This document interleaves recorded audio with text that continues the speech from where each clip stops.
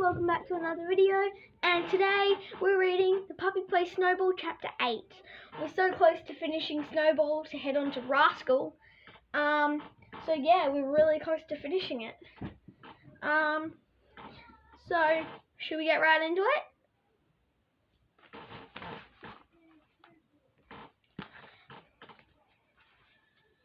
Chapter 8. Charles dashed from room to room looking for the puppy. Snowball wasn't in the living room. He wasn't in the dining room.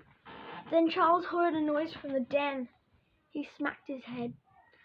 Oh no, he groaned. He'd forgotten to check to make sure the door was closed. And guess what? It wasn't. With his heart thumping, Charles pushed the door open. The puppy looked up at the boy. Why did he seem so upset? Snowball had never had so much fun in his life. He loved this room. There were so many fun things to dig into, chew and tear up. What could be more fun? Snowball looked like a Christmas tree that had gone through a blender. He had tinsel hanging off his ears, ribbon draped from over his back, and a branch of little plastic holly was stuck to his stubby little tail, which was wagging madly as he looked up at Charles. "Oh, Snowball," Charles said. He couldn't help laughing at how cute the puppy looked. But then he got serious. The den was a mess. And then it wasn't really Snowball's fault. He was only a puppy, and he didn't know any better. Charles knew he never should have left Snowball alone. He scooped the little dog into his arms. "You're in trouble now," he said. "I'm in trouble now. How is he ever going to clean all of this up before dinner time?" Charles sighed and got to work. Later that night, after dinner, Charles was looking at Lizzie's Dogs on Duty book. It was cool to read about all the things dog could be trained to do. Tracking lost people, doing police work, rescuing avalanche victims, and of course, guiding blind people. There are even companion dogs who were trained to help disabled people with things like opening doors or picking up dropped keys. "You could learn how to do those things," Charles told Snowball. He snuggled his nose down into Snowball's fur. "You could be a companion dog." Then Charles thought about Mrs. Peabody. She was not disabled, but she certainly needed a friend. Well, wasn't that what a companion really was? A friend? And Snowball needed a friend too. He needed a friend who could give him lots of attention and take him for long walks and train him to do tricks, and maybe even teach him to be a therapy dog. Charles knew his family were not a perfect fit for Snowball. They were too busy to watch him all the time, but maybe Snowball and Mrs. Peabody were a perfect fit. The next day at school, Charles tore up the letter to send and started all over again with a new letter. "To the people in charge at the Meadows. My name is Charles Peterson, and my family is fostering a puppy named Snowball. He is a West Highland White Terrier, and he is very smart and cute and small. He has very good manners for a puppy and is learning very fast. There is a lady who lives there named Mrs. Peabody. She is my grandbuddy. I think she is lonely. She misses her dog. He was too big to live with her. But what about Snowball? He is just a little dog. He would be a perfect friend for Mrs. Peabody, and everyone else there would like him too. Why aren't dogs allowed at the Meadows? I think that stinks, and you can change the rules. Then Mrs. Peabody could adopt Snowball, and I could visit him all the time." Cross. And then Charles crossed out that and rewrote, "She would be happy. Yours sincerely, Charles Peterson." Charles finished up his letter just in time. "Okay, everybody," Mr. Mason said, just as Charles was signing his name. "Time to clean up and get ready for our trip to the Meadows." Charles folded up the letter and put it in his pocket. It was done, but he wasn't ready to send it. He wasn't completely ready to give up on the idea of keeping Snowball. And anyway, how could he be sure that Mrs. Peabody would want to adopt a puppy? Charles had such a fun time with Mrs. Peabody that he forgot all about the letter. They talked about all the things Snowball was learning to do. Charles told Mrs. Peabody about giving Snowball a bath, which made her laugh so much that her face turned bright red. He also told her about watching the therapy dog test, and they both agreed that Snowball would make a great therapy dog someday. The only thing they didn't talk about was Charles's letter. He decided to keep that a secret, for now.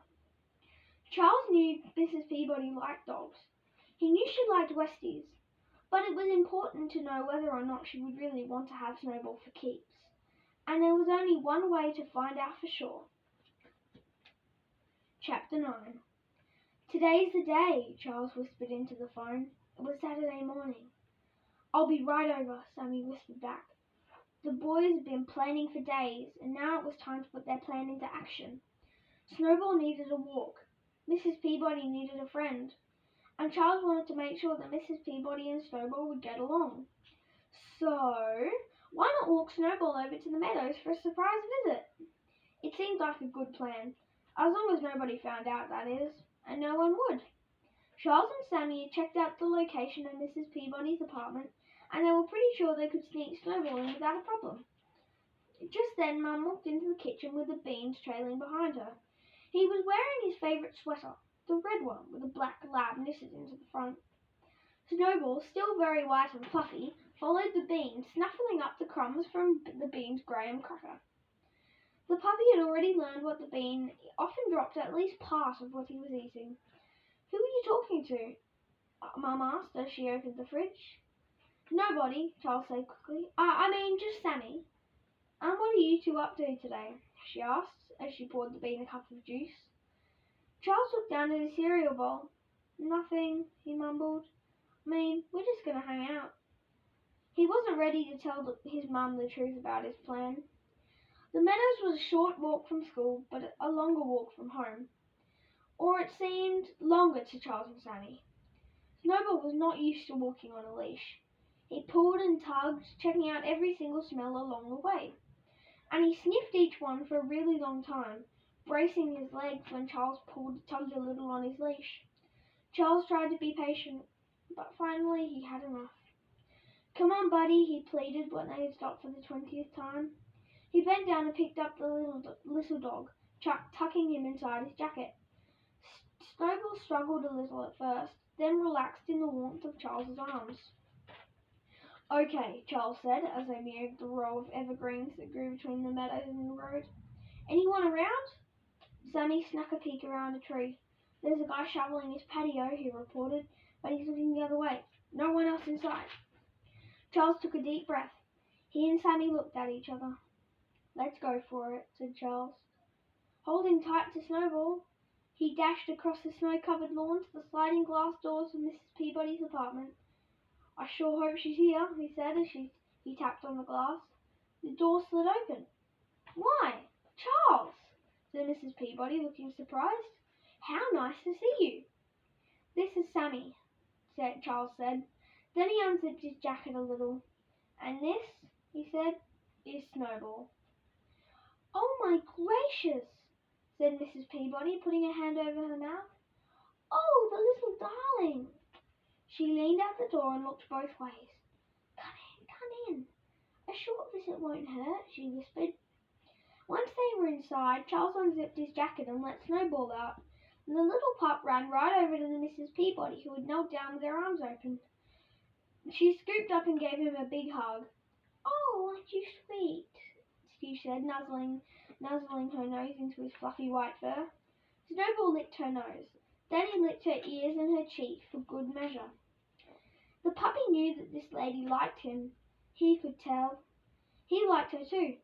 She knew just how to hold him so he didn't feel all squirmy like he had to get down right away. He wondered if she had any good treats. He licked her nose again. "He likes you," Charles said, laughing. "I can tell by the way he's licking your nose." "My Snowball used to do that too," Mrs. Peabody said. She looked happy and sad at the same time. She put Snowball on the floor and he took off, roaming around the apartment to check everything out. When he was done, he came back, sat down in front of Mrs. Peabody, and let out a few little barks. "Ruff, ruff, ruff!" "Shh," said Mrs. Peabody, putting her finger over her lips. "You're not supposed to be here, remember?" Charles could tell that Mrs. Peabody knew exactly how to deal with Snowball's personality. Snowball cocked her head as he looked at her as he understood. But it was too late. A few moments later there was a knock on the front door. "Hello!" called a woman, pushing the door open before Mrs. Peabody could stop her. "Did I hear a dog in here?" She spotted Snowball. "Oh, look!" she cried. "Isn't he adorable?" Mrs. Peabody shrugged at the boys, smiling. "This is my next-door neighbour, Mrs. Tucker," she said, "and this is Charles and Sammy and Snowball." Charles held his breath. Was Miss Tucker going to tell on them? "Snowball!" cried Mrs. Tucker. "Come here, darling." She laughed as Snowball came trotting over with a stubby little tail stuck straight up in the air. Then she started talking baby talk to him. "Who's the little boy?" she asked as she patted his head. "Who's the sweetest little puppy?" The baby talk was silly. Charles and Sammy looked at each other. The baby talk was silly, but they could put up with it, as long as Mrs. Tucker didn't turn him in for sneaking a dog into the meadows. Mrs. Peabody and Miss Tucker sat down on the couch with Snowball between them and started talking about dogs they remember. Snowball just sat there, soaking up all the attention. "Hello?" A man stuck his head through the door, which Miss Tucker had heard left part way open.